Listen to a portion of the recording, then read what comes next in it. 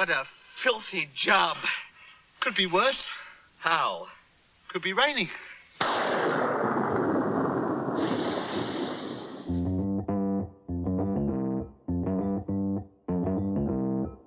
Live from Joe's mom's basement, it's the Stacking Benjamin Show.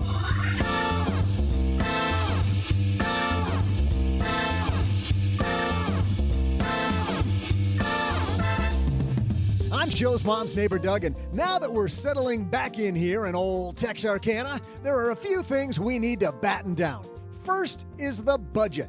If your expenses are out of whack, we've got a show for you today. To help us get the budget back in line, we welcome the woman who runs the Stacking Benjamins Making Money Easy course, Belinda Rosenblum. And the guy who's on a lifelong money-saving adventure with his family, Payne. And finally, the only guy whose budget includes batteries for bomb shelter lights, it's Len Penzo. Plus, how are small businesses managing to stay afloat during COVID?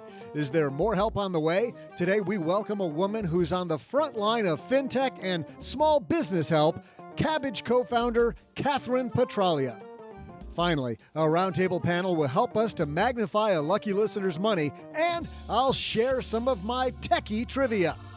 And now, a guy whose budget always includes board games, it's Joe Saul-Sehy.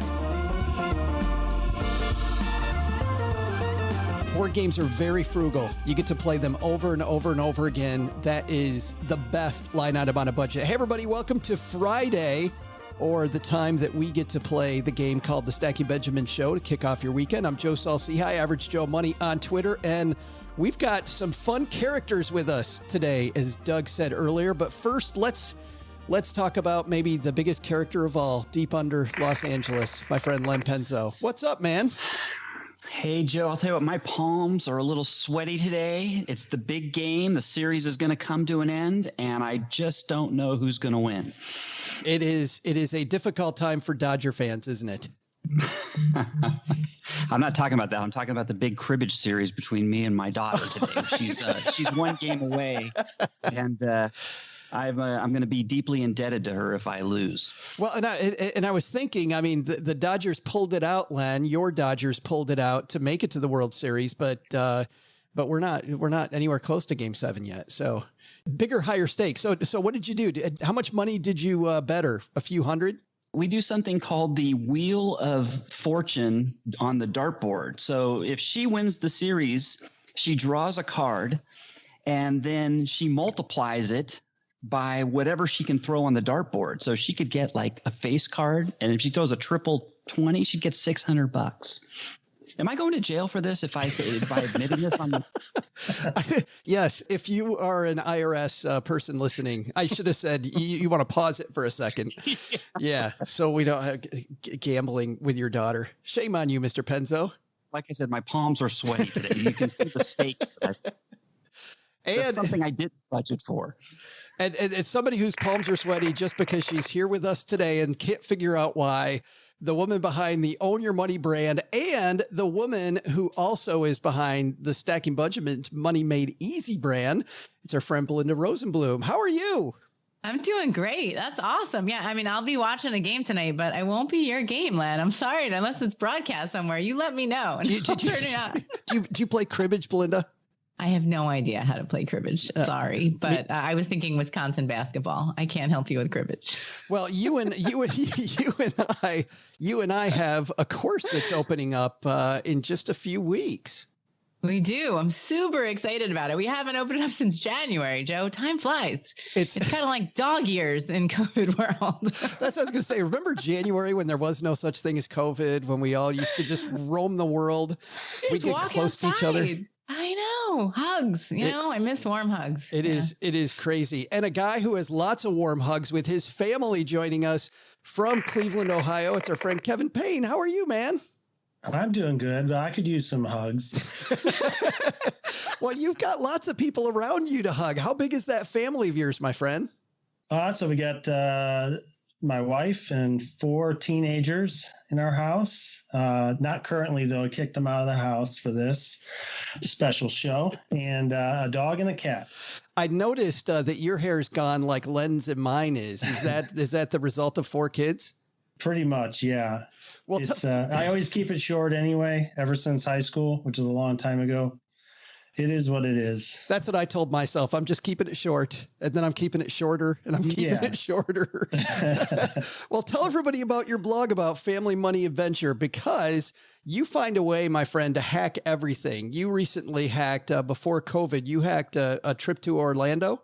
Yeah, that was a little while ago. But yes, we went to had a family trip for a week to Orlando to Universal Studios, and pretty much got it for next to nothing, just using credit card points and just being smart with money. And it was a lot of fun.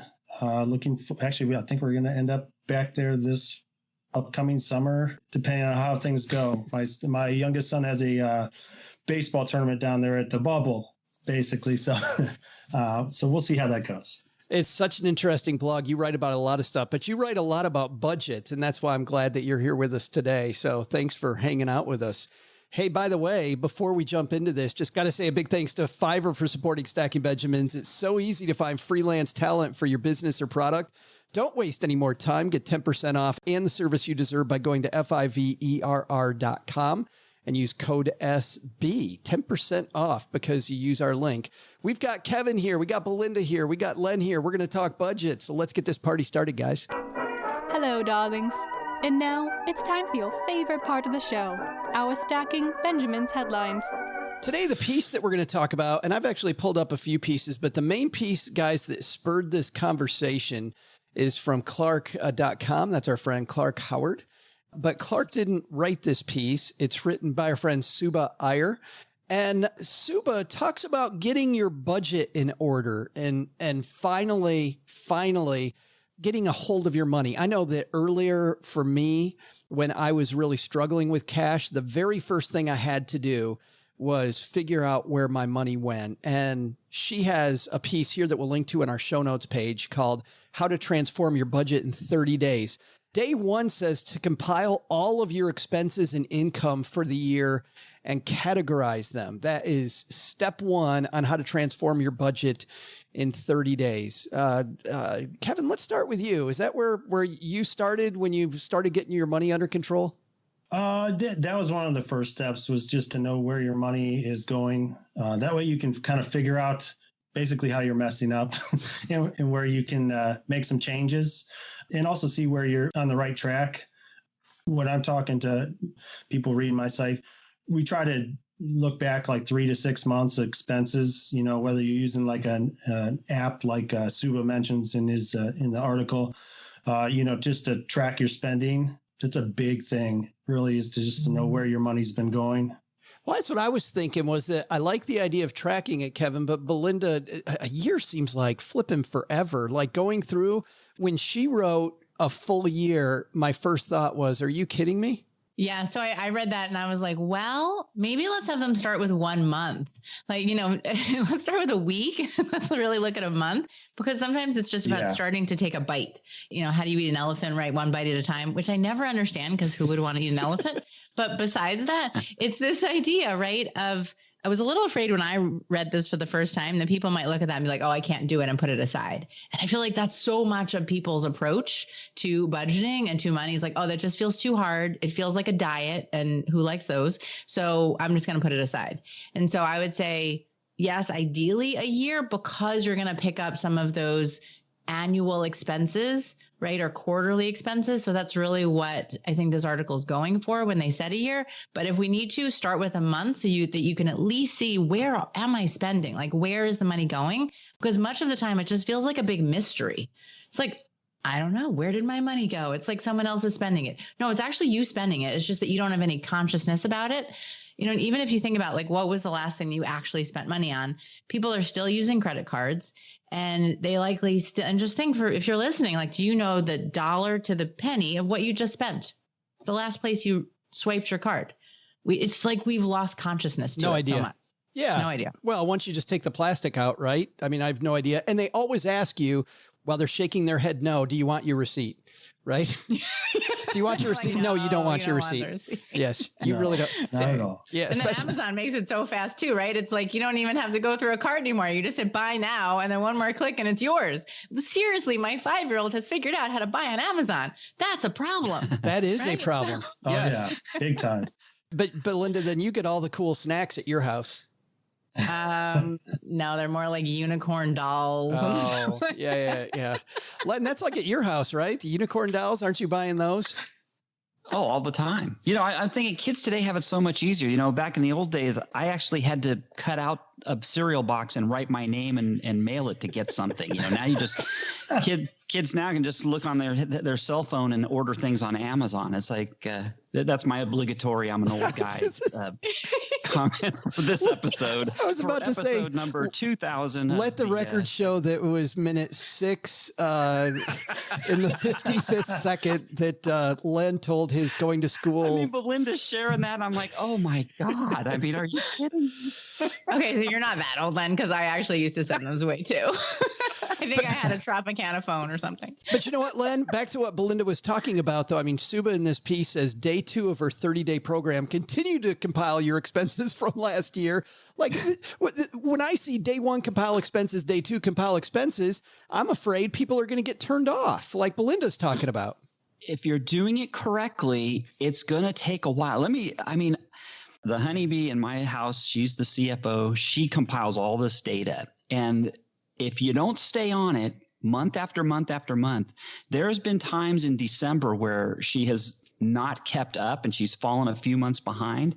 And it takes a long time, Joe. It really does. So when I saw this, day 1, day 2, it didn't even faze me because I'm like, yep, it's going to take, if you're really tracking every single thing you're doing, it can take a long time. And the further you get behind, the longer it takes. It's a lot of data. Well, let's talk about that, Kevin, about what Len's talking about there, because I know that recently you wrote about what Paula Payne talks about, which is the non-budget, right? The unbudget, where you don't have a budget, you just save what you need to.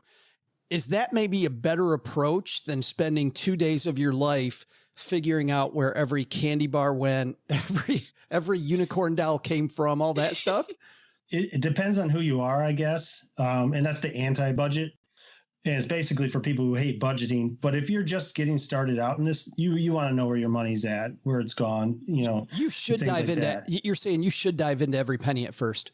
Yeah, that doesn't mean necessarily when you get around to actually setting up your budget that you have to line item every single thing.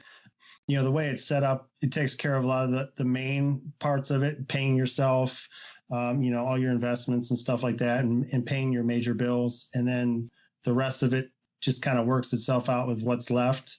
Even then, it's still, even if you're not writing it into your budget necessarily at the beginning of the month, you still should be tracking that and paying attention to that. When I first opened this article and started reading it, and I saw like the 30 days, like your first thought is like, that's a month. Like, that's so unrealistic, though. What this article covers is like 6 months to a year's worth of stuff to do. Like nobody has the time to actually, this day you're going to call all these cell phone companies. This day you're going to do this and that. Like it's not realistic to do that. I mean, it's a good way to write an article. It makes sense. But trying to solve this financial puzzle is going to take a little while. So you're talking about it might be 30 days, but it's 30 days over the course of maybe a year. Yeah, right? Yeah, absolutely. Yeah. I don't think that's realistic at all to think that you can solve all these riddles in a month and have your finances, 100% when you're struggling. Day 4 on here, Belinda, is plan to save money in that one area of your budget. For example, if it's to cut back on eating out, look through Pinterest to make a meal plan for the next month. You like that idea of focusing on one little thing? Or should you focus more broadly? Yeah, so I have my own version of the anti-budget. It's so funny because I've been talking about it. I didn't even realize it was Paula's until I read your post, Kevin. So it's funny how it all comes around. I call it an anti-budget in my world because I feel like so much of the time we try and focus on all the things. But I feel like it's the 80-20 rule, like the Pareto principle in action. It's usually 20%, even 10%, like 3 to 5 items usually break the whole budget. Most of the rest of it doesn't really change that much in a given month, but it's just a handful of items that cause the most trouble for you, right? So what I liked about this point about saving money in that one area of your budget is that I do encourage people to track it, even if it's 1 month to start, and then notice the areas that what I call where you have the most unconscious spending. Like if you were to guess how much you thought you spent in each area, and then you actually looked and you're like, whoa, I thought I spent $600 on groceries. I actually spent $1,200 on groceries. How about that? That's a big area where there's like a disconnect. Like, oh, I think I spent around $150 a week. And then they forget about those extra 2 trips to the grocery store. They forget the trips that the partner makes to the grocery store, or the trips to Costco, right? Which are also groceries. And so what I like about this point is I encourage you to look at it and say, what are those key areas that are the most discretionary and that have the most variation in a month? So that if you can focus on those, you can likely do 20% of the work and get 80% of the impact. What are those for a lot of people? Groceries is a big one, for sure. Eating out can be another one, whether it's takeout. I mean, nowadays it's more takeout than ever versus going to restaurants, but I kind of group the two of those together. Sure. For people who live in cities, it's often convenience items like taxis, transportation, some of that stuff that like they just don't realize how it adds up. For other people, it's fees. Like I've literally, when I talk about like budgeting mishaps, like I had somebody come to me and they're like, I don't know where all my money went to. Well, we looked at an actual bank statement. $400 was spent on fees. So like he'd go and get Starbucks or something, or like a bagel and a coffee, and it would be $6, but it actually cost him $31 because there was a $25 fee. Right. Yeah, and he was clueless, like he wasn't checking. And then all of a sudden those fees would drain his account and then it would exacerbate the problem. Bank of America calls him profit margin. Yeah. Right. They're like, we want more clients like this guy. That's right. And so that's why just even looking, right? Like that exercise of looking at your bank statement, of looking at your credit cards and starting to see how do these add up and what are those key discretionary items for me can really make such a difference. But those are some of the bigger ones, I would say. That's what I like about our weekly money meeting is that Cheryl and I take, just 15 to 20 minutes. And by looking through everything, it makes it so much easier just because we get on the same page financially. We're looking at the bank statement. We're looking at the investments. We're looking at it just flows in and out. We're not doing the hardcore budgeting with that, but just because we look at it, we pay a little bit more attention to it. Len, I wanted to ask you and the honeybee, I shouldn't say you and the honeybee because the honeybee actually does all the real heavy lifting. She does. Well, where does she save most of the money in your budget, do you think? That's a good question. I would say probably groceries, actually. She's always on that, always looking for the deals and the cheapest things. So I guess for everyday things, I think it's groceries. Kevin, how about in your family? Oh, man, groceries is the worst, especially with 4 teenagers. That's what I was just thinking, man. I have 2 teen boys who are athletes, and it's like nonstop. 10 minutes after eating dinner, they got a giant snack. It looks like your uncle on Thanksgiving Day with the divider plate with like just piled up. Like it's ridiculous. It isn't Thanksgiving. It's Tuesday at the Payne house. Yes, absolutely. That's the biggest one for us. If I can ever solve that grocery bill, I would be like a billionaire.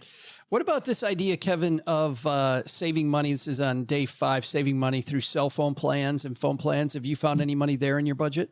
You know what? I have not recently. We used to save quite a bit of money, kind of doing what was suggested, looking for employee discounts and stuff. My previous employer, when I was working a full-time job, I got a nice, I think it was like 15% discount off of our bill. But when I left there to go full-time with freelancing and blogging, I lost that. So we've tried to find that through my wife. My wife's a teacher. There's not too many discounts for her, unfortunately. But there are deals out there to be had. And we were with Verizon for the longest time, and we made a switch the last time we had phones because all of our kids now have phones.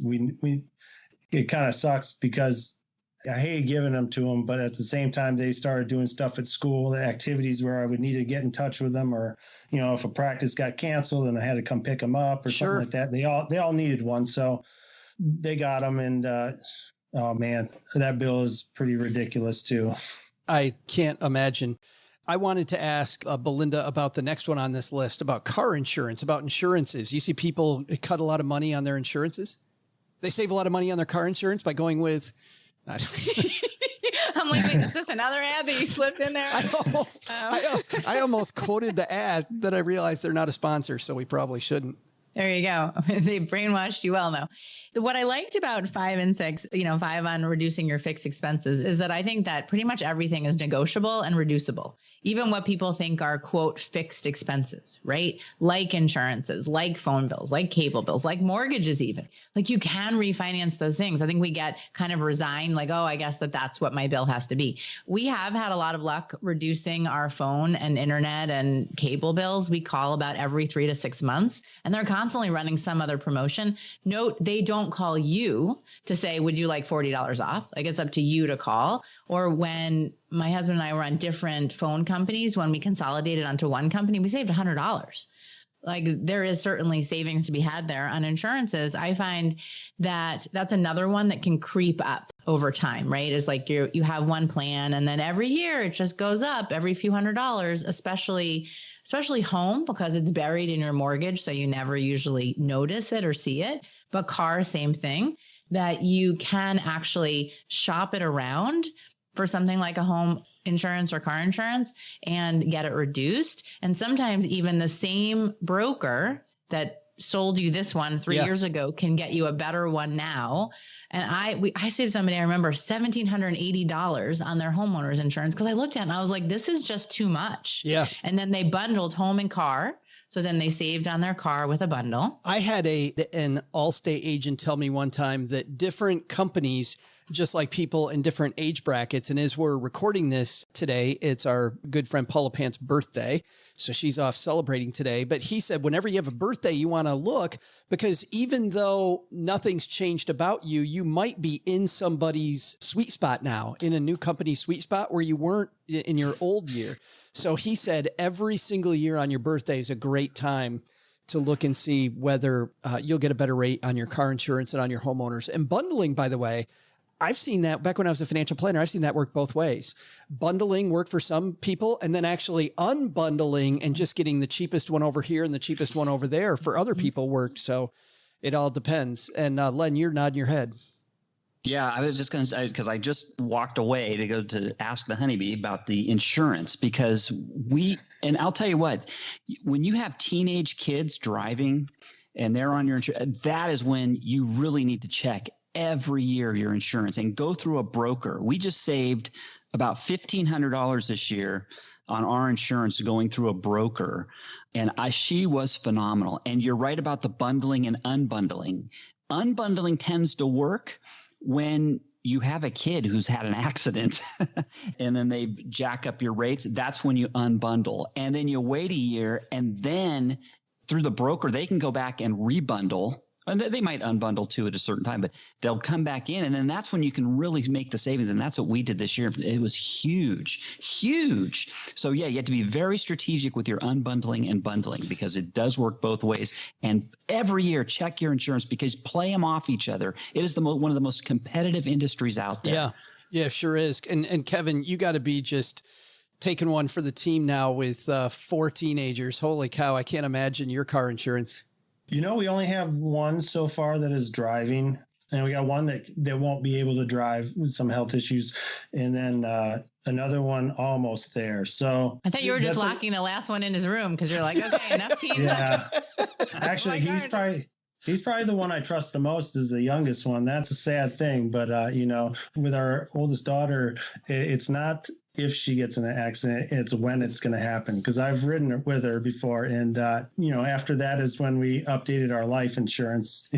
So but going back real quick to what Belinda was talking about with calling these places, the other thing that you can do is, if you don't like the answer you got, is just to hang up and try again, because you might get someone else on the line, a different representative, who can get you the deal that you want. I've had that happen before.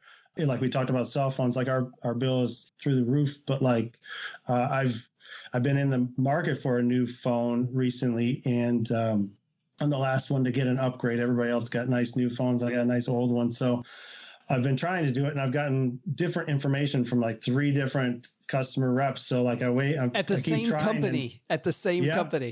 Yeah, and if you don't like it, ask for a supervisor. Yeah, you have so many options. You don't have to just take no and be like, oh, I guess it didn't work. Be like, oh, let's wait a day and let's call a different time of day and let's see who we get. I waited till I got the right deal and then I ordered it. So. Oh my goodness. Yeah. The other thing to remind yourself when you're calling for things like that is the compound effect of that reduction in your monthly bill. Right? Like when it feels like, oh, if I call, maybe I'll save $100 like we did on Verizon, right? On the phone plan. But don't think about it like I saved $100. Think about it like, well, actually I saved $1,200 this year. Yeah. Right. And then all of a sudden you're like, well, that was actually a very well spent 30 minutes on hold. And the key there, Belinda, is to save the $100 and immediately automatically have it go into like your Roth IRA, right? Create a plan for it. Yes, you lock it in. Otherwise, I'm going to blow it on a board game. I wanted to ask you guys one more thing before we say goodbye to this topic, which is, as I was doing some research, I found an interesting piece on Forbes about emotional spending. And each of you, I'm sure, have dealt with yourself and with people you've coached on emotional spending. Len, when you feel like, I got to have the big screen TV, how do you curb the emotional spending? Well, go back and look at your budget. I guess that's one thing. Look at your income and your outgo. That's such an engineer approach, by the way. Just go look at what you got. I don't want to look at what I got. I want the damn big screen TV today. Well, that's how you look. Sleep on it. There's another one. Before you make the big purchase, sleep on it. If you can't do that, I know there's a lot of impulsive spenders out there, but if you just remind yourself, okay, I want it, but just let me go to bed tonight and think about it. And if I still want it tomorrow, then, and you've looked at your budget, you're going to ignore it. But yeah, sleep on it. Kevin, anything to add there? I was going to say that sleep on it. The other thing he mentions in the article, I think at day 27, it talks about computing your real hourly wage. I think that is a big thing here with the emotional spending, is that if you know how many hours it takes to pay for that purchase, like how many hours you have to work, that can affect whether you're going to pull the trigger on that or not. You're going to guilt yourself out of it? Yeah, basically. If that's what it takes, Kevin, that's a great one for the kids too. I think that's a great way for kids to think about, what they're earning and what they're spending. I've done that with my kids too. How much time of your life does this cost? Yeah. Belinda, anything else to add? It's time of their life and not time of your life. Belinda, anything else, Belinda, on emotional spending? Yeah, I co-wrote a book with a psychotherapist because I love the concept of emotional spending and really understanding the psychology behind why we do what we do. So I think part of it is really looking at like just taking a step back and saying, do I really need this? Do I need it now? But really, how am I feeling in this moment? Like, what is the feeling that I'm trying to compensate for that's having me buy it? Like, is it really that I'm lonely? Is it really that I'm pissed that I can't fit into the pants? So I'm like, let me just buy 5 more pants in a bigger size so that I don't need to feel bad about how to just get in touch with how that is. And then to get creative and say like, what's actually a much better way that I can relieve that feeling? Like a healthier way. A healthier way to satisfy that feeling. And if you know that you tend towards this emotional spending, even just have a little go-to list. There's a name for it. It's retail therapy. Like it's well known, right? It happens a lot. So it's like if you know you tend towards that, have a list, either have, on that list, have a short list of people you want to call, take a walk outside, like do other things that will take you out of that moment so that you can stop and breathe long enough to realize like, wait a second, why am I really buying this? And how can I reconnect with my goals, reconnect with the things that matter? Like if they're a listener of this show, to me, it says that you have bigger plans for your life and your future, and you don't have to put yourself in a hole in a moment of weakness, but instead you can actually use it as a chance to rise above and to say, okay, how else can I solve this need for myself?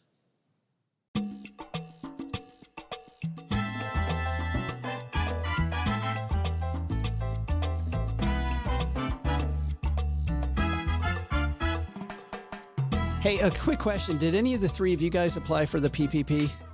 No? I did. Yeah, I did too. Yeah. We did here. It's interesting. We've had lots of talk in Washington around whether there's going to be a round 2 for people.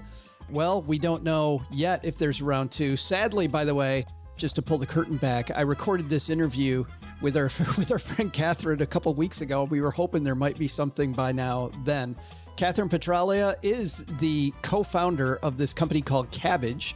Kabbage was the second biggest loan provider when it came to PPP lending. And she's going to talk about small business right now. How are we all making it? How can we maybe help a small business make it? And if we're a small business owner, how do we hang on? We're going to talk about the past, the present, the future with Kathryn Petralia.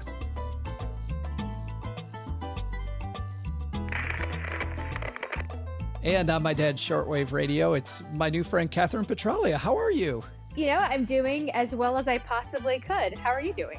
Well, I got to tell you, Kathryn, as a guy who did PPP through Kabbage, I have to imagine that you saying that you're okay, you guys must have been flooded at the beginning of this year, at the beginning of COVID anyway, with so many people looking for help. It was pretty nuts. I have this joke that I say all the time that I didn't shower or insert expletive without being on a conference call for at least 3 months. So it was insane. I just can't imagine your life during that time. And I also remember, you know, there was that first wave and that money went super quick. And then the second wave. And I remember even thinking, even though it was only a matter of a few days, thinking, man, is this going to go the way the first wave did, all that stuff. But before we get more into that and where companies turn now, our fans love to hear stories about how companies like Kabbage were founded. When you guys were talking about Kabbage and putting it together, was it something in your personal life that you were looking for? Was it an opportunity, a little bit of both? Tell me a little bit about the history of Kabbage. I think people love to hear stories where you hear, oh, well, I had to replace my tires and I was really mad because they were so expensive. So I designed a brand new tire that's like 10% of the cost. But that's a great story. I love that story. But that is not our story. Our story was sort of inspired by technology, which is cool for me because it's emblematic of, you know, who and what we are. But my co-founder, Rob Frowine, he had the idea for Kabbage because he was working with an eBay API that was launched in 2007 for a totally different business. And he said, there's a lot of really rich seller and transaction level data in this API. Could you use that to make a lending decision for a business selling on eBay? So he called me up, and I've been in fintech for a long time, since the 90s. It wasn't called fintech then, but that's what it was. And consumer lending has been automated since the 90s. And I was like, that's a good idea. You could do that. We had no idea. Ignorance is bliss. We had no idea that most small business lenders were totally manual. So we automated lines of credit to eBay businesses. And that was in 2010. I would say that in 2008, we sat at the Starbucks and talked about how we could do it. But by 2010, we built a platform that allowed an eBay business to come to the site, apply for a line of credit, and have access in about 2.5 minutes. We were talking early this year to Dan Simon, a gentleman that you know, about his book, Money Hackers. In fact, he interviewed you for that book. And I forgot that. I think he told us a story. And I believe what you're saying now, Kathryn, is you guys had to kind of create a lot of the piping to do what many different companies do now. Well, we did, because that wasn't a thing back then, apparently. So we took advantage, I think, of the proliferation of APIs for all kinds of providers, whether you're talking about Amazon or QuickBooks or checking accounts, or you name the system, Facebook, all of these platforms that are allowing third parties to access the data. We were able to constantly fold those into our platform to get a better understanding of how businesses were performing and to better match them with products and services that fit their needs. What are some of the key learnings that you've had along the way, just as a business person that might help somebody who is in business for themselves today? Like, what were some of the struggles that you guys had that you really learned from? It's funny. I cried at work for the second time in my entire life. The day, it was in probably 2010, when the bank partner with whom we've been planning to work was told by the OCC they couldn't do the deal with us. We were just devastated because that was how we'd planned to operate, was in partnership with the financial institution. I was like, what are we going to do now? But we figured it out. I think that is the lesson, is things like terrible things are just going to lay themselves at your feet every step that you take. And you just have to have the fortitude and intention to make it past every one of those barriers. I mean, it happens, of course, that there are barriers that are insurmountable, but we have found that, just sheer will allows you to power through it. I think that's a great pivot point, because if we're talking about powering through it, clearly this time for business owners in COVID, right, where the business landscape is changing so quickly, we don't know what's coming next. We're seeing so many businesses struggling around the country. We're recording this a couple weeks before it goes out. We're also at an inflection point for people, for all of our friends listening, that we don't know what the government's going to do next. So I think, Kathryn, we have to talk about both parts. Do you think the government's going to have a second round that's PPP-like funding? Do you feel like it'll look the same? If we do, where does the company go? And if we don't, where do you think companies should go? Everybody's waiting to find out two things. Number one, is there going to be an opportunity to borrow again in PPP if you've already done it once? Because I think it's pretty clear that 10 weeks is not enough. When that decision was made originally, I don't think people really knew. Or just like, well, 10 weeks seems like a long time, let's pick that number. But I think maybe 10 months is the right answer. But I'm not sure how sustainable that is, but that's the number one question. Will we be able to borrow again? Or will people who didn't take advantage of it be able to borrow?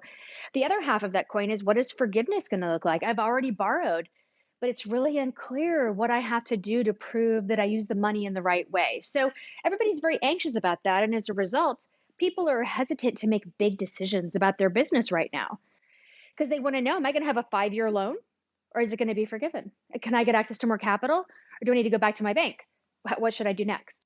That is so difficult. So put yourself as a business owner then, Kathryn. Tell me what that decision tree looks like. I think as a business owner, the idea is you want to make sure you have enough money to do the work you want to do. And can you scale back your work for a while and hunker down and wait and see what's going to happen on the other side? Every business is different. Every industry is different. It's remarkable to me. I have always done my own painting in my house because I like to paint. It's kind of an instant gratification thing, but I decided I was really busy and I needed to have 2 rooms painted. So I called a painter that was referred to me by a neighbor. And they were like, yeah, it's going to be like March before we can paint your 2 rooms. I was like, are you kidding me? Like, until March? But this industry, home improvement, home renovation, all of this is so busy right now. These businesses are crushing it. Right. And so there are some industries that are doing great, but if you operate a dry cleaner in a metropolitan area and you depend on foot traffic from people who work in that area and high rises nearby, there's not a lot of traffic. So you have to figure out, do I need more money to invest to grow right now, or do I need to sit back and wait? And I think that, so the answer is very different for every business type. It's really hard to answer that question specifically for everyone. We found out the first time around how it operated way too late. And as you remember, there was a lot of emphasis on if you already had a relationship with your bank, a lot of bankers telling people, hey, I'd love to work with you, but I have to take care of my existing customers first. And people were being put in line based on the relationship with the lending institution that they already had. And if you didn't have one, then you were somebody that had to wait. Is there a way for somebody to become a dance partner with a company like Kabbage ahead of time so that I know that I'm in line? Or, do I fill out a profile or something like that? Or are you going to see that process maybe clean up the second time around if it comes? Well, it's a really complicated answer. The reason that people who banked with their existing bank and couldn't get access to a loan, a PPP loan, was largely because they didn't already have a borrowing relationship with that bank. And the reason it was hard for an institution to serve those customers that didn't already have those relationships is there are identity verification procedures that have to happen, known as know your customer, know your business, anti-money laundering rules. And these banks all approach that in a very manual way. So they just didn't have the resources to process a bunch of applications for new, I put that in quotes, customers, even though those customers may have had a checking account with that bank. So that was the reason that people had a hard time being served by a bank that they already were working with, or the bank wasn't a licensed lender under the SBA. Yeah, so it wasn't just, what a lot of people thought. It wasn't a preferential treatment thing as much as I think a lot of sources kind of implied that it was, you're saying. I don't think it was. It's easy to vilify the banks, but that really, they just didn't know how to do it, right? And it's okay. Luckily, thank goodness that the regulators had this idea that fintechs could be available to help solve that problem and the long tail. It is really a shining moment for companies like Kabbage that were able to use the technology to serve tiny, tiny businesses. And it's the only reason that we were able to serve 300,000 of them. I know it's important for people to get things together if they're looking to apply for money in the future, whether it's from their bank to continue or in another program in the future like the PPP. So people are ready ahead of time. What type of documents are they going to need? What type of numbers are they going to need so that they're ready to fill out the application? The biggest challenge that I saw with customers, and I talked to a lot of them directly in the program, was they were commingling personal and business accounts. And that makes it really hard to understand what you qualify for. So that's step number one, especially for independent contractors and sole props. And especially if you're not paying yourself, that's a real problem because it means that you're not able to generate tax documents that indicate that you deserve a PPP loan. I saw that all the time where people weren't eligible because they just weren't paying themselves. They were throwing the money back into the business. It's unfortunate that rendered them ineligible, but it did. So I think the number one thing you need is a tax document that indicates if you have employees that you've been paying them, that's a W-3. If you're a sole proprietor, that you have a 1040C or, the requisite W-3 and W-2 and or 1099 that indicates that you've been paid by your own company. So that's the most important thing, is to have those tax documents. And now I believe all taxes need to have been filed. At the time, they only needed to have been prepared. Right. So make sure that they've been filed. If there's a big overarching takeaway, more of kind of theme music in your head, Kathryn, for a business owner right now, what would that theme be? I think the theme is recognize that there are things you can do to save money in your business, ways you can structure it that might render you ineligible for benefits that could happen in the future if there's an emergency. And so we found a lot of businesses or individuals who were trying to avoid taxes, and it actually meant that they weren't eligible for the PPP. And everybody did things by the book. You did exactly what you were allowed to do, but recognize that there is always an implication to an action. I think that's a great theme. And I think my last question is this. I heard a rumor that you might know of a website that might have some resources for business owners. Is there such a place, Kathryn? I can't believe a place would exist like that. Yeah, I think it's PayPal. No, I'm kidding. It's Kabbage. Don't go to PayPal. Go to Kabbage. It's Kabbage with Those a K. losers, right? and we'll link to Kabbage.com with a K and our show notes page at stackingbenjamins.com. Kathryn, so great meeting you, and thank you so much for helping our business owner listeners. I really appreciate it. Thank you so much for having me.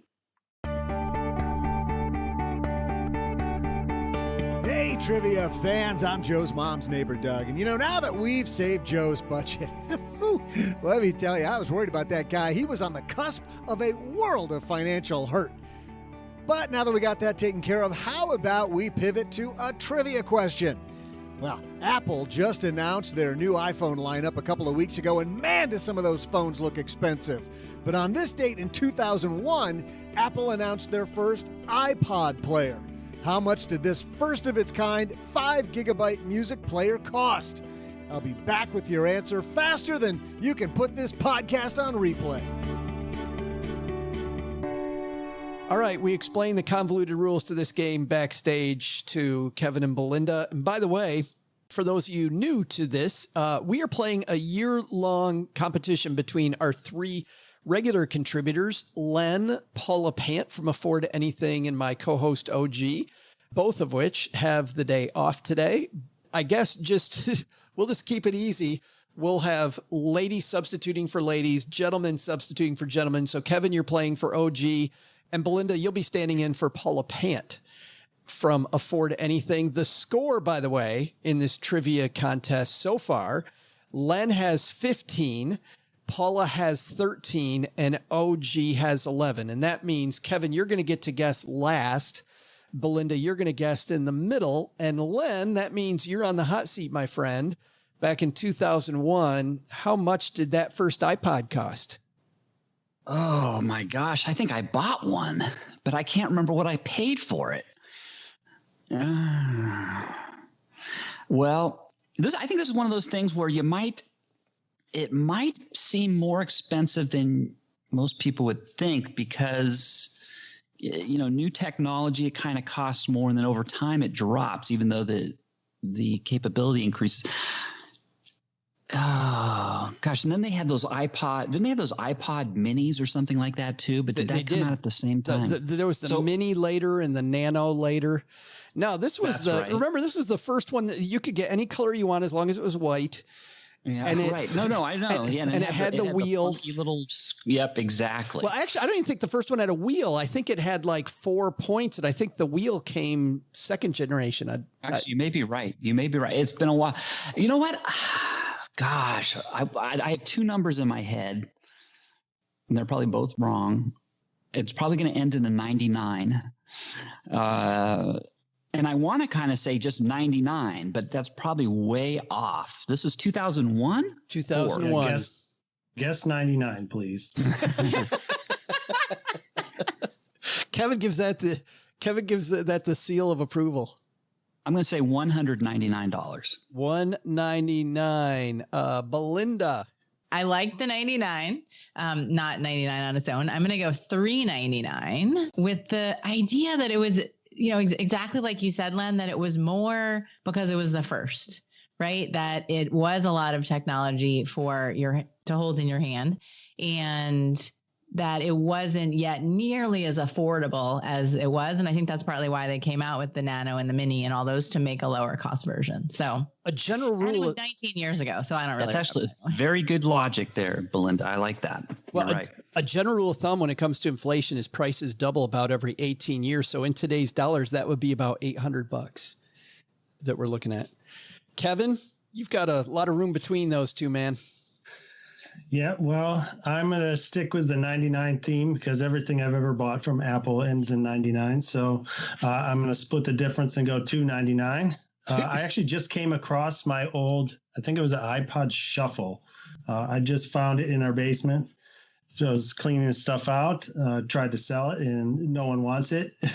So, hey, I'll show you my Walkman, Kevin, one of these days. Does that count for the collectibles that you just had on?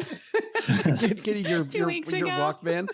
The one that I never understood, if we're telling old guy stories, Len, was the Discman.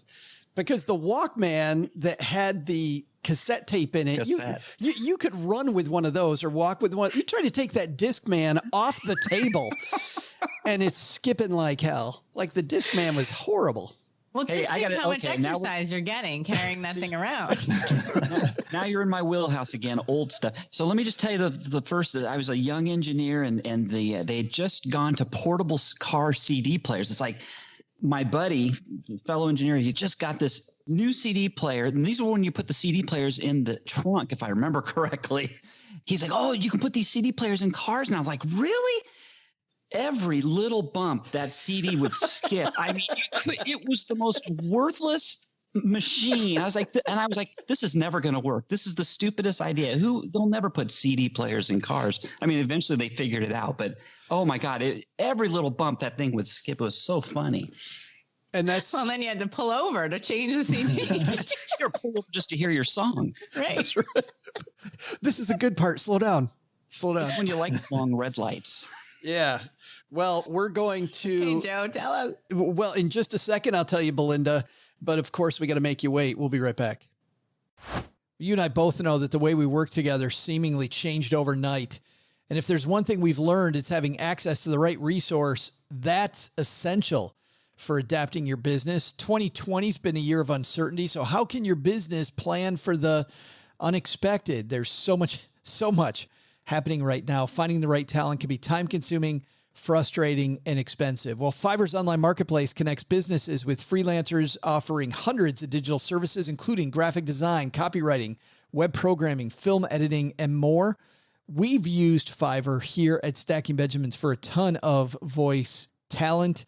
We've used them for graphic design. We've also used them for copy editing. We've used Fiverr a ton, and it's always for us been just a fantastic experience. Not only can I sort by reviews, by the service, by the deadline, by the price, Fiverr makes it really easy for me to put different providers up against each other and decide which one I want to go with. I don't mean that they battle it out. I mean, I get to look at each provider and then look at the next one and look at the next one until I find the right person for whatever our gig is.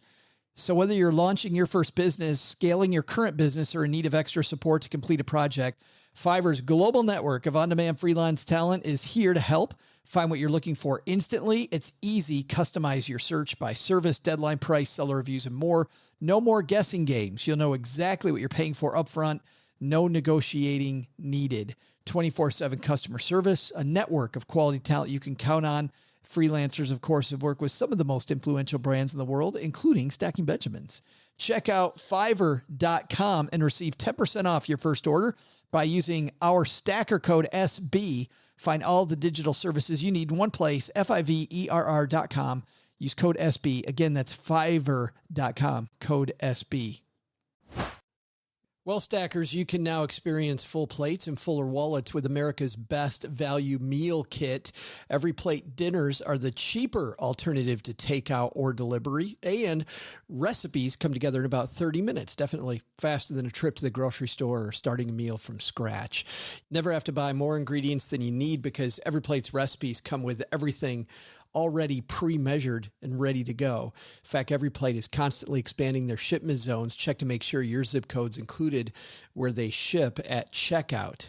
In this time when we're juggling so much, Every Plate does the meal planning, the shopping, the prepping all for you, taking all that time-consuming guesswork out of cooking. They're easy to follow recipes and pre-portioned ingredients take the stress out of dinner time. Everybody knows meal kits, and some meal kits are super expensive, and that is what sets Every Plate apart. Even at regular price, Every Plate's up to 58% cheaper than other major meal kits out there. Meals not only taste great, Cheryl and I always have fun putting them together. It's like our family activity, putting our Every Plate meals together at night. They come together, as I mentioned, really fast. Get 3 weeks of Every Plate meals for only $2.99 per meal by going to everyplate.com and entering code SB3.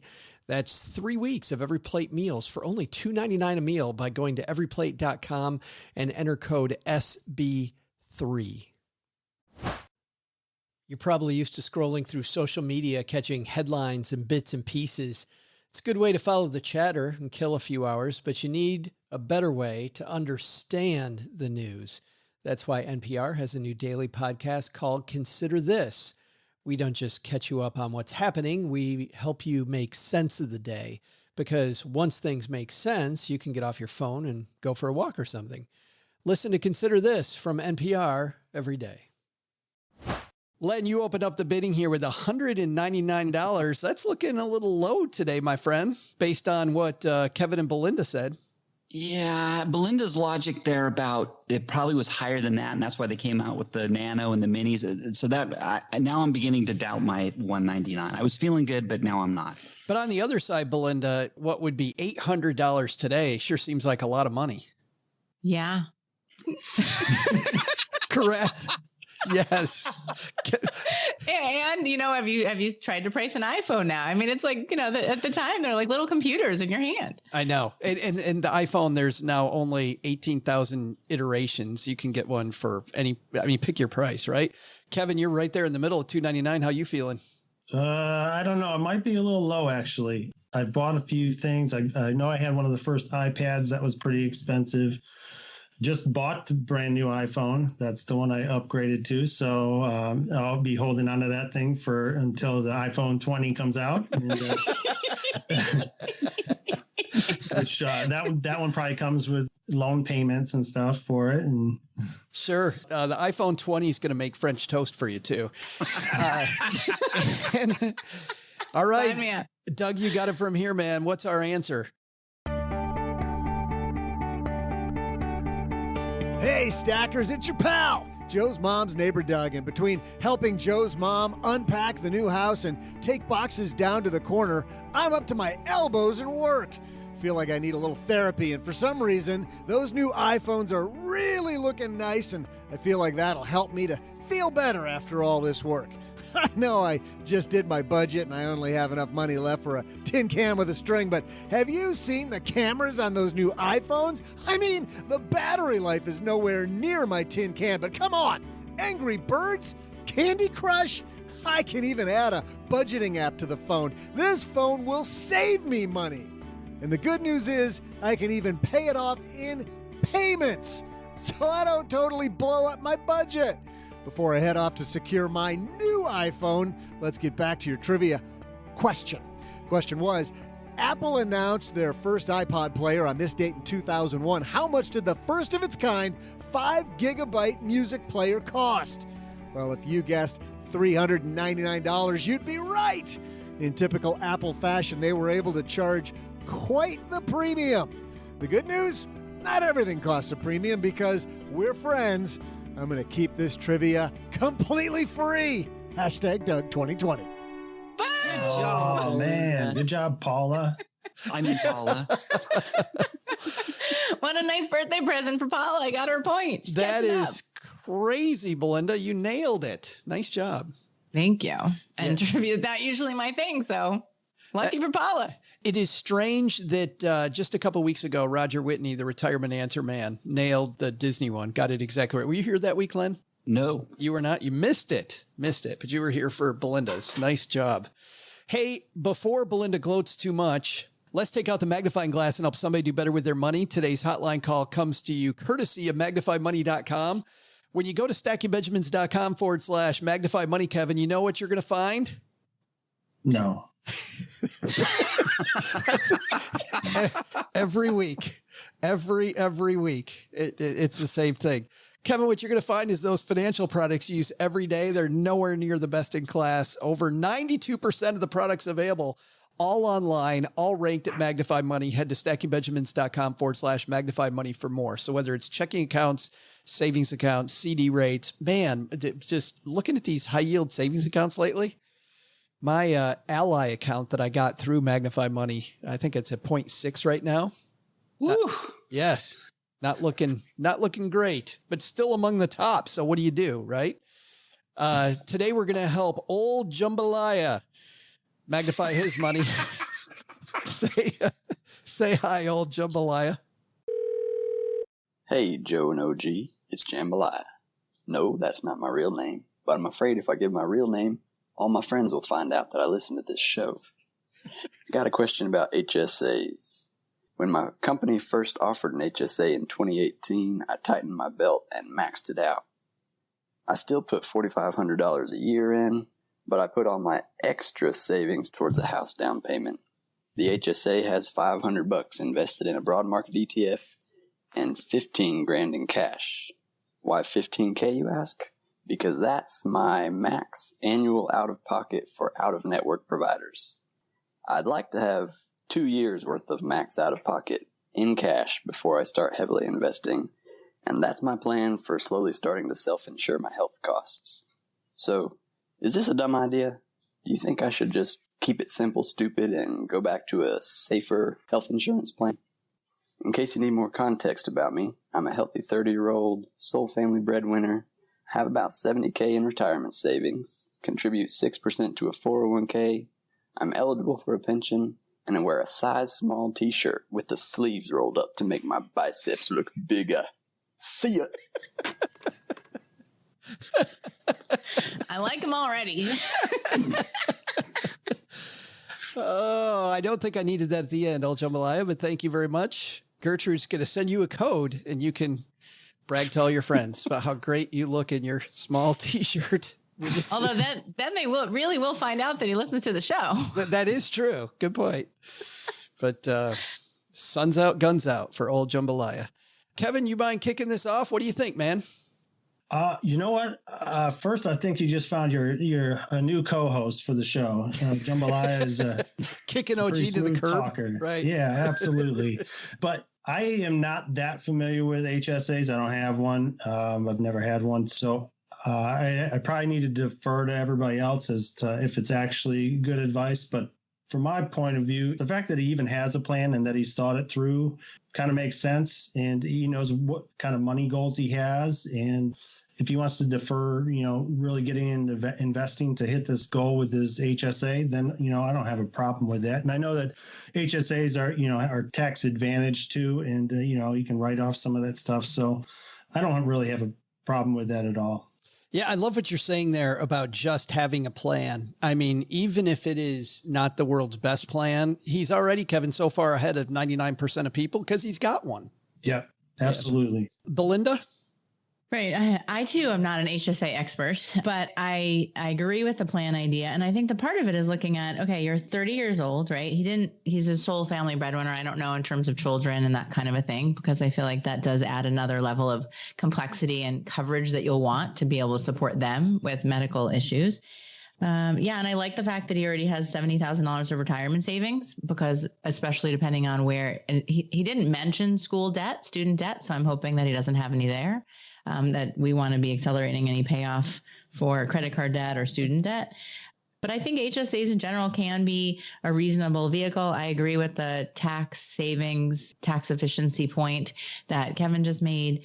I don't know if he needs to get to 2 years of out of pocket, that there could be a better place to be able to put that money, whether it's a Roth IRA or other more liquid savings that really help to compound on themselves, right? So that he has the money when he needs it for the house and for the other things that he may want to do in the future. I'm with you. I think 2 years is overkill. I like the fact that he has a year there for out of network. If push comes to shove, it's very conservative, which I like.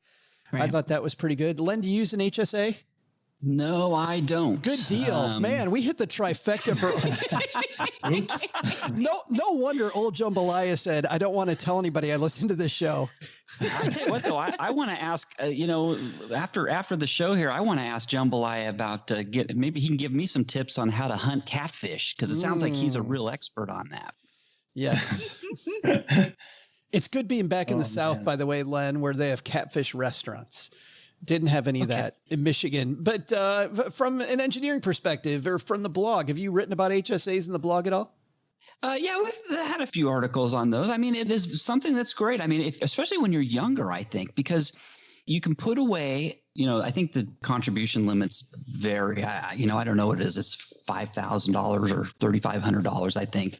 It depends, I think, where you live, actually. And actually, I think some states don't even allow well, I guess with taxes, they won't give you tax-free, but it does allow you to put away for future medical expenses tax-free. Yeah. So and pull it right out of for example, out of your whatever you're earning. So you can set aside $3,500 before taxes, and that money can be used for future medical expenses. So, and that's good. And you can hold that for as long as you want. You can invest it how you want. It'll grow over time. And you can hold that. You can hold that until you're, I think, 55 or 65 years old. I think it's 65 years old. If you use it for anything other than medical, I do believe it's taxed. But if you use it for medical stuff, that money is tax-free for as long as you want. You hold it. Well, and that's what I like. You can actually take if you have the receipt, you can use it forever. I mean, that can be 80, right. 75, 85. So keep receipts. And I think old Jambalaya, that's the key to the question is you talk about a home purchase. How soon until you've done that and you can continue putting a lot of money back in the HSA? Because if you can start putting a lot of money back in the HSA again and continue doing that, then I think that sticking with the HSA is a great idea.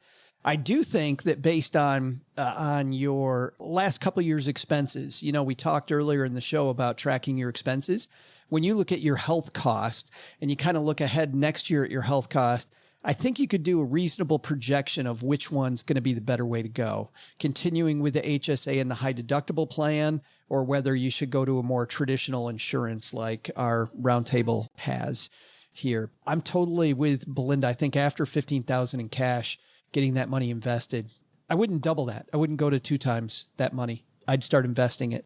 I also wonder if old Jambalaya is able to do, Len, what you said, which is pay as many of those expenses out of pocket and just keep the receipts and let the growth on that money after you've invested it, then pay for it later on, right. Use it as tax-free income in the future.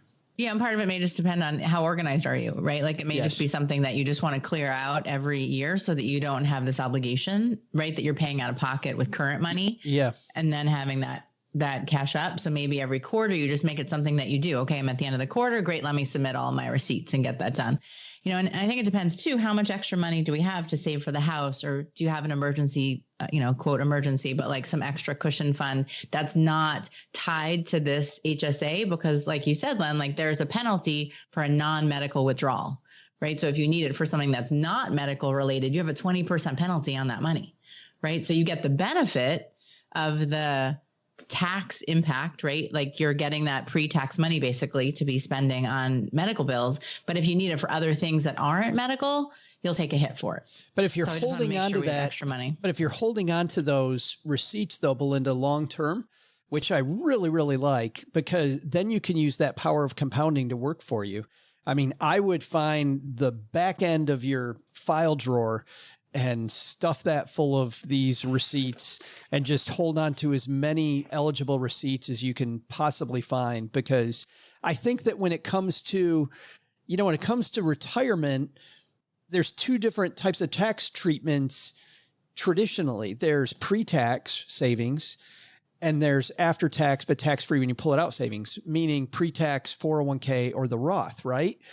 But if you hold on to those receipts long-term, you've got double tax treatment. You've got pre-tax money that wasn't taxed coming in, and you also have it not being taxed on the way out. So now you may even have a better tax shelter with an HSA than you have with either the Roth or your regular retirement savings. So part of me even thinks, I'm wondering, and this is more advanced planning, if he changes around how he's saving for retirement so that he is able to continue to put more money into the HSA. Maybe he puts less money into the 401k and instead puts it into the HSA. I don't know. Right. Well, I mean, part of it then you get into, is there a match on the 401k, right? Like there's other things to be thinking about at that level. And I mean, so a lot of the people that end up working with us and making money easier, a lot of our clients are not quite so organized. So it gave me a little heart palpitation when you're like, oh, just put the receipts in a folder in the back of your cabinet. Because I was like, my MO is much more like, while you have the receipt and you know where it is, we should probably send it in and get you reimbursed, right? Or set it up so that there's an automatic deduction. Like if I go to this doctor or go to CVS, it pulls it down, right? So it depends on your level of organization. Let's just leave it at that. Belinda's got a great point. Know thyself. Know thyself. By the way, I know that we're wrapping things up here, but big thanks, Jambalaya, for the call. If you have a question for us, and we can all say, well, we don't have an HSA, we don't know, head to stackingbenjamins.com/voicemail, and we'll help you as well. All right, team, that's going to do it for today. We'll let our guest go last. So, Mr. Penzo, that puts you in the driver's seat, my friend. What's happening at lenpenzo.com? I'll tell you what, Joe, I've got this week, I know all of you are just dying to learn some interesting things about Halloween. This is for all of you people out there trick-or-treating, assuming you're not afraid of getting out there for the COVID. I have 18 facts on Halloween, and very interesting. Most of these are very interesting facts. You've really got to come to lenpenzo.com or thepersistentitch.com, its sister site, and check them out. I'll give you a teaser on just one of the types of facts that's in this list. Do you like Kit Kats, Joe? It's my favorite candy bar. Yes. All right. Do you like Reese's peanut butter cups? I do, but I like Three Musketeers better. Okay, but Kit Kat's one of your tops? Kit Kat's one of them. In this article, I share with you how you can increase the odds of getting a Kit Kat or getting multiple Kit Kats in your booty bag. There's a way you can do this statistically. And same for the Reese's peanut butter cups. So stop on by if you're a Reese's peanut butter cup fan or Kit Kat fan. You can find out how you can increase your catch of those goodies when you go trick-or-treating this year. That's just one of the 18 fantastic facts I share. That's the kind of hard-hitting stuff you get at lenpenzo.com. right there. Kevin, thanks for hanging out with us, my friend. It's good we finally got you here. Yeah, I'm excited to be here. And Halloween at our house is a pretty big score with 4 teenagers. Not so much anymore, but when they were kids, they come home with this giant pillowcase full of candy, and then we would blow their minds because we would take all of them and dump them in together into one big giant bin, and then when they went to sleep, we would eat tons of it. So. And I am a big candy. I'm a big candy fiend, so I like it all almost. So we're good there. You sent. Speaking of candy, I think you sent my friend Andy Hill my old neighbor, some gummy bears, right? I did. Gummy bears. He had mentioned that on Twitter, and then it turned into this huge taste test on Instagram. So that was super funny. Well, what's coming up at Family Money Adventure? I've been crazy busy with my freelancing schedule, but we do have a couple posts coming up soon. One of them is going to be talking about different places online that you can go for vacation rentals. A lot of people with what's going on, that's become kind of the way to still travel is to, go rent a cabin or a condo somewhere and still socially distance themselves from everyone. So we got a huge list of places you can go for that. That's a big thing. And then I got another one coming up pretty soon that'll just kind of helping people to get through, if they're having a financial crisis right now because of all that's going on. By the way, for people looking for articles about budgets, you write, you take budgets, my friend, and just slice them and dice them. You're talking about budgets from we talked about with Paula budgeting. You talked about throwing out the family budget. You've talked about budgeting in a lot of different ways. Yeah, we do. We kind of had our own journey where we realized that the methods that we were using weren't working that much for us. They were originally, but as we kind of grew in our knowledge of money and gained all this wisdom, that we decided we wanted to change up course. So in the process of doing that, we just basically my wife and I have been researching all the different kinds of budgeting methods. So we're sharing kind of the results of that with everybody, and then we'll kind of figure out what's the best option for us. We'll link to Family Money Adventure on our show notes page at Stacking Benjamins. Belinda, you and I are about to get our hands dirty. I guess you could call that. I'm going to carve pumpkins this weekend. No, we got some work coming. We're going to. I know. Yeah, I'm super excited. So we're going to be working on teaching people how to head off the holiday hangover. Is that the one, Joe, that we're talking? That might be the one. I can neither confirm nor deny. No, I can confirm. That's the one. Yeah. Okay. Yeah. After we make it past Thanksgiving, right? After we make it past Halloween, then we head into Thanksgiving and Christmas. And, there's really just this, or the holidays, we'll call them. There's so much pressure, I think, to the point we were making earlier on, emotional spending, and we end up feeling all of this pressure on ourselves and this need, even when times can feel tight right now with what could be going on in your family in this, virus world kind of thing. So we just really want to equip you to have some real solid tips to be able to do things differently, do things better without feeling guilt or shame or any of the stuff that comes up. We want you to have a joyful holiday. You can get a preview, by the way, at stackingbenjamins.com. Just go down to our Making Money Easy course. You'll see a box on the course. You can click there.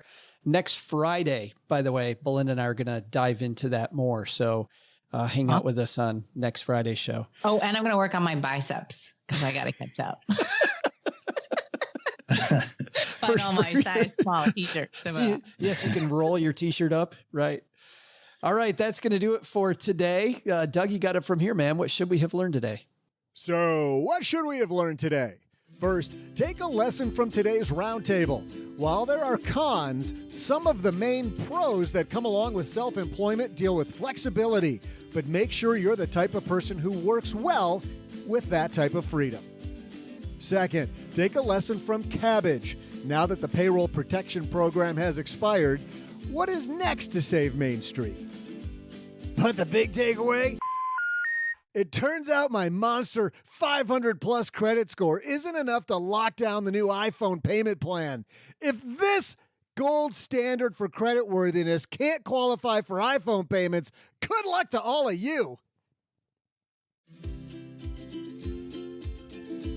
Special thanks to Belinda for joining us at the roundtable today. You'll find more about our Making Money Easy course featuring Belinda's expertise by heading to our website, stackingbenjamins.com, and clicking on the Making Money Easy button. Also, a special thanks to Kevin Payne for joining us at the roundtable today. You can find more about Kevin at FamilyMoneyAdventure.com. And, of course, we'll have a link in our show notes page at stackingbenjamins.com.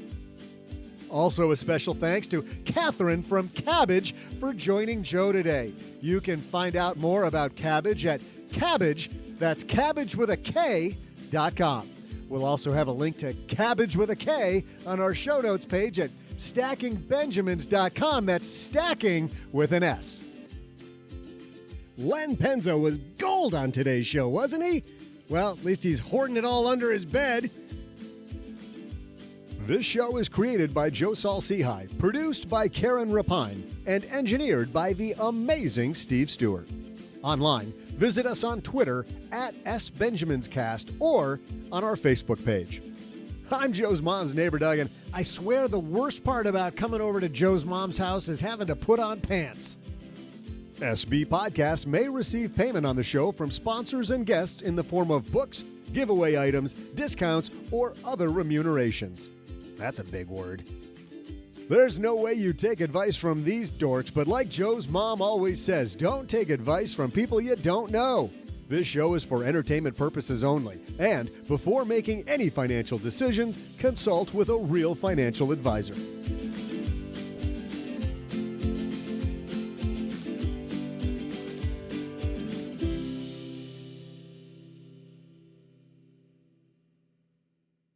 Remember, kids, sun's out, guns out.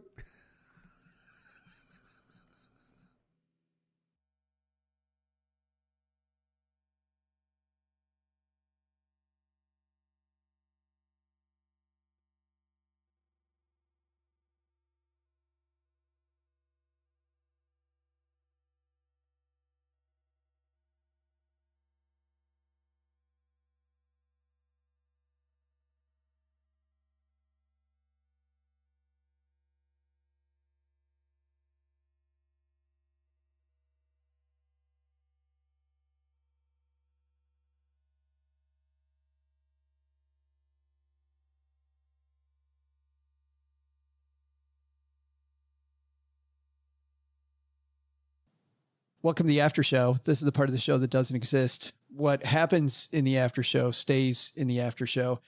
We were talking about budgeting, and you guys are budget coaches. And Len, we'll call you the budget overseer, making sure, you know, that the honeybee gets the budget correct. I'm sure she needs a lot of help with that, I'm sure. And I'm sure she also appreciates it when you like look over her shoulder. You want me to share a story about her? Oh boy. Why is she the CFO at my house? Because she's so good at it.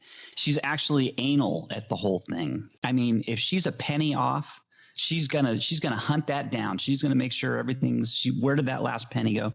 There was one day she was at the kitchen table and I was getting ready to go out and run some errands and I said, spend some money. What are you doing? And you go spend some money. Hey, what are you doing? And she's like, oh yeah, I'm just working on, trying to get the budget. And she goes, I'm like, I don't know what it was, 10 cents off or whatever. I'm 12 cents off. I can't figure, I'm going to figure out where that 10 cents.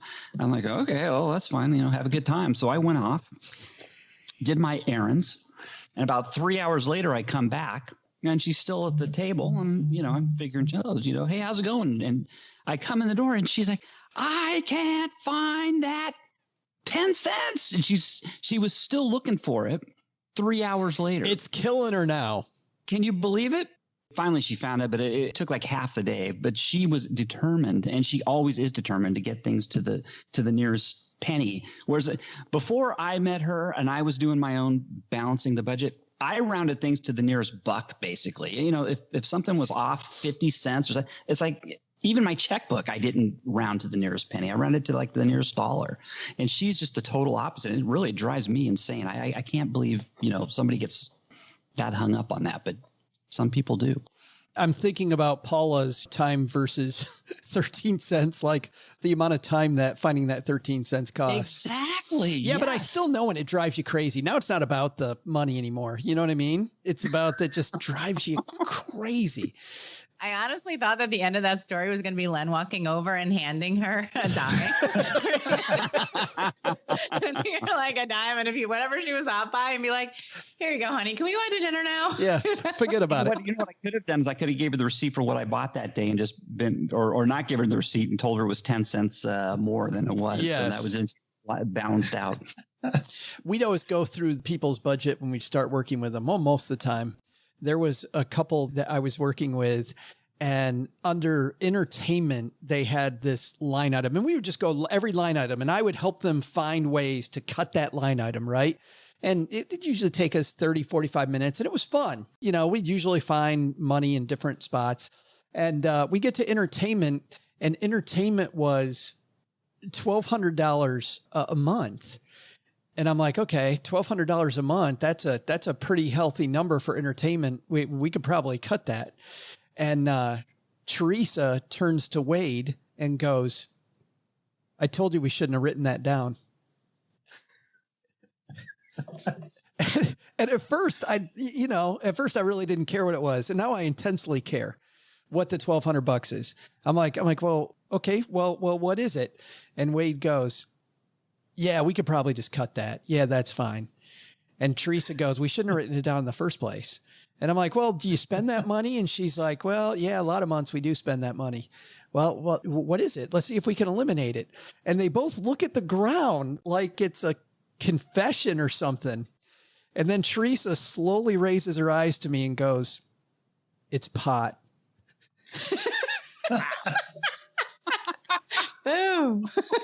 Oh man, that's funny. Okay, wait, can I follow that up really quick, Joe? So I reviewed some, so that was the other category that there's a lot of discretionary in. We didn't end up coming back to the rest of that question, but entertainment's a big one. So I was reviewing someone's budget, and their entertainment was pretty similar. It was like $1,100. I'm like, and she's like a single mom and widowed, and kids are basically out of the house. And I was like, "So what are you doing?" If I may ask. She was like, "Well, I like games on my phone." And I was like, "What are you playing?" She's like, "I think it was Candy Crush or one of those kind of games where you have to pay to play and like pay to learn and pay to advance to different levels." And I was like, "Holy cow." And she has credit card debt. I'm like, "What are you doing?" And she was like, "Yeah, I probably need to get off of that. But the people are so nice." And I was like, oh my Lord. Yeah. Oh man is right. And so I am proud to say that imagine Candy Crush and pot. Well, then we would have been at $2,400. Oh man, they should have put the pot under medical expenses. That's maybe. right. It would have made more sense. And then they could have kept on a budget as well. Tax deductible. That's what I was going to say. Ask the dude for the receipt. Yeah. Yeah, I don't know. You wouldn't have thought anything of it. HSA? This is back before you got receipts for the pot. Could you imagine asking your dealer for the receipt? Hey man, what the hell are you talking about, a receipt? Yeah. Kevin, you got to have a bunch of budgeting craziness in a family that has 4 teenagers. So I don't have any huge like budgeting fail stories or anything like that, but I am kind of like a mix of like Len's honeybee there. Like I am pretty on top of every number, but I'm also super ADD. And so they just collide against each other. So I'll do so good and think of every single line item and get this thing. And I'll totally forget like something huge come the end of the month. We use a lot of credit card rewards.